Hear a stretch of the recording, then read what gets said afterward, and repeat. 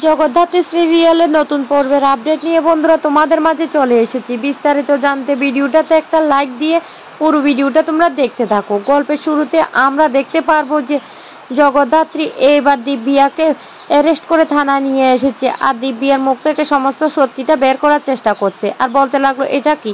তখনই বলতে লাগলো দিব্যা এটা একটা ল্যাপটপ, এটা তো একটা বাচ্চা ছেলেও জানে। তারপরে জগদ্ধাত্রী বলতে লাগলো এই ল্যাপটপটা কার? এই ল্যাপটপটা আপনার বাড়ি থেকে যখনই আমরা ইলেকট্রিক সামগ্রী নিয়ে আসছিলাম তখনই এই ল্যাপটপটার সাথে নিয়ে আসা, আর এই ল্যাপটপে সেই আইডিটায় লগ ইন করা ছিল, যে আইডিটা দিয়ে বারবার করে স্বয়ংবুকে ইমেল পাঠানো হয়েছিল, তাই আপনাকে অ্যারেস্ট করতে বাধ্য হলাম। তখনই দিব্যা বলতে লাগলো আমার কিছু করতে পারবে না, আমার এক্ষুনি লয়ার চাই, আমি লয়ারের সাথে কথা বলবো। তখন জগদ্ধাত্রী রেগে গিয়ে বলতে লাগলো চুপ, একদম চুপ, কোনো কথা বলবেন না, কোনো লয়ার আসবে না, এখান থেকে সোজা আপনাকে টানতে টানতে কোর্টে নিয়ে যাব, তারপর আমি 24 ঘন্টার মধ্যে স্বয়ংবুকে নির্দোষ প্রমাণ করে বাড়িতে ফিরিয়ে নিয়ে যাব।